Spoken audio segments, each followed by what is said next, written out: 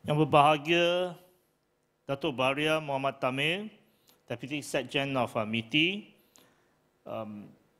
Excellencies, Malaysian High Commissioner to Singapore and Singapore High Commissioner to Malaysia,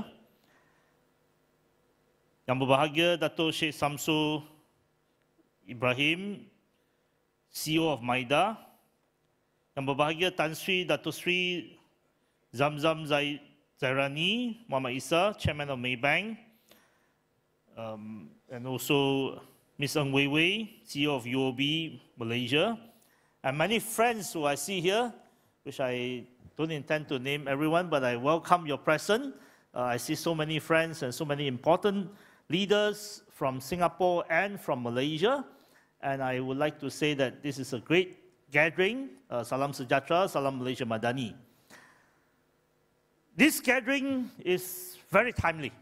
This gathering is very timely, especially we're dealing with a global headwind that we all now recognize.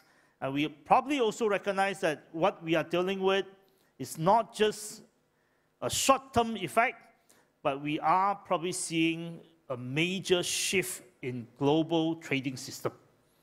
I want to come back to just reflect on Johor and Singapore economic relationship.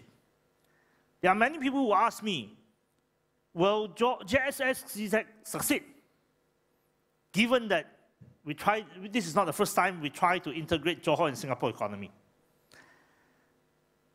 Since 1965, this is probably the third major effort to try to integrate Johor and Singapore economy. In 1989, the then Deputy Prime Minister Goh Chok Tong, who later became Prime Minister, proposed the idea of SEZ. And the idea of SEZ is to integrate Singapore, Johor, and Rail Islands. That didn't go very far because by 1994, Singapore was already in Suzhou. And the China team became so important to Singapore, and the SEZ idea gradually faded away. In 2006, the late Tun Abdullah Badawi, under the premiership of the late Tun Abdullah Badawi, Malaysia proposed Iskandar region. And that was a great idea. The idea initially seems very promising, but after a while, it became property play, and the idea was about attracting Singaporeans to spend and attracting Singapore high spender to spend in Johor.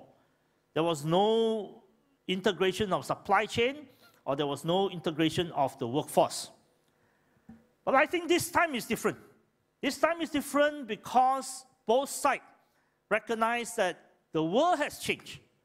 The world has changed in a way that we have not seen in generations, or at least in a generation. The world has changed from prioritizing or having this general assumption of just in time, of having just one single global supply chain, to one that is now focusing on or putting as a premise from just in time to just in case. We are now dealing with risks. Everyone is worried about risk rather than efficiency. Or efficiency is no longer the only priority. Risk is also a very major concern for corporations. We're dealing with thinking of a single global supply chain to now thinking of multiple regional supply chain. The idea that you can move container boxes anywhere, everywhere in the world without hindrance, I think that idea is dead. And the situation is not just about supply chain, it is also about geopolitics. Suddenly those who study international relations, those who study politics like myself has more chance to make a living. Suddenly geopolitics is at the center of global trade. And we're not going to be able to avoid it. We will have to deal with it. And therefore, the integration of Johor and Singapore economies become very important. It becomes very important and it becomes beneficial to both sides, which is why I think this time is different. This time, if we do it well, if we can integrate the Johor and Singapore economy well, we will be able to create something very meaningful for both Johor and Singapore, for Malaysia and Singapore, and for ASEAN, and perhaps adds to the global change. I look at our economy. I think we can probably divide our economy into the following phases.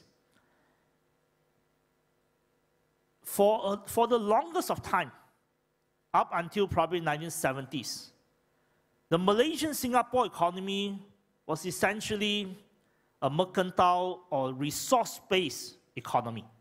We were doing trading for colonial economy. We're doing trading based on resources, tin, rubber, later on palm oil. But that has moved to a more outsourced manufacturing economy, with Singapore leading the way in the early 60s and Malaysia followed suit in the 70s and subsequently. The idea was we became outsourced manufacturing hubs particularly for the US economy. Of course, eventually the role was taken over by China, and Singapore also became a financial hub and not just a manufacturing hub. But I think this is a time for us to think of a 3.0 for Malaysia and Singapore economy, and perhaps for the world economy, given the context I have outlined earlier. A 3.0 is about not just about make in Malaysia. The first phase was about colonial mercantile trading system or trading economy based on resources. The second phase was about make in Malaysia, make in Singapore, make for the United States, make for the global market. But I think we are entering into a potential third phase. It is about make by Malaysia, by creating our own IP, by creating our own innovation. And I think Singapore shares the same aspiration to create our own technology, to no longer just think about being a user, but also being a creator. And if we imagine that Johor and Singapore can become a very strong cluster, if we imagine that the financial capital in Singapore, the financial capability in Singapore, together with Johor, if we can create innovations, if we can create new technologies here, we will be a very important region. And we may have to now shift the way we think. We've always been thinking about exporting to the United States, because the United States is the consumer of the last resort, and in many instances, the consumer of the first resort. But it's time for us to think about creating technology for ASEAN, creating technology for India, Bangladesh, for Brazil, for the bottom billions. And if we can imagine that Malaysia and Singapore combined, we can create technology giants, we can create technological companies that will provide not necessarily the high tech, but middle tech, provide technology, create technology for the rest of the world, will be in a very interesting position. And for Malaysia and Singapore economy to succeed, and to succeed in a new era, it is important that we always keep in mind that combined Malaysia and Singapore economy can actually help power change in ASEAN. The world is shifting. The world is shifting, and ASEAN is an interesting work in progress. If we can strengthen ASEAN, and if we can create ASEAN as a very strong and coherent unit, it will help everyone. And to make ASEAN a very strong unit, we need to be able to create a middle class in ASEAN. We need to see the Indonesian being rich. We need to see the Cambodians being a middle class, or having a middle class. And when I say middle class, what do we mean by middle class? We mean by having enough people who have discretionary power to spend, who have discretionary spending, and who have enough disposable income so that they can make discretionary spending. And that there are actually very few in ASEAN. So imagine that in 20 years' time, by 2045, we can create a middle class in ASEAN. That means ASEAN will have consumers.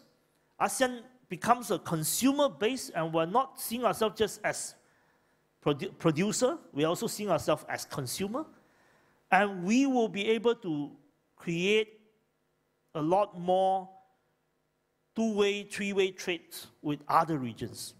And if the world has a strong ASEAN, if the world has an ASEAN that is not just producers but also consumer, the world will also be an interesting place. Then you will imagine that United States is a consumer market, EU is a consumer market, China is a consumer market, India is a consumer market, ASEAN is a strong consumer market, and of course Africa may be able to get its act together, and it may be an interesting region. And with the Middle East, the world becomes not in the current structure, but in a very different structure, which is why I take you around the world, because I see the importance of what we are doing.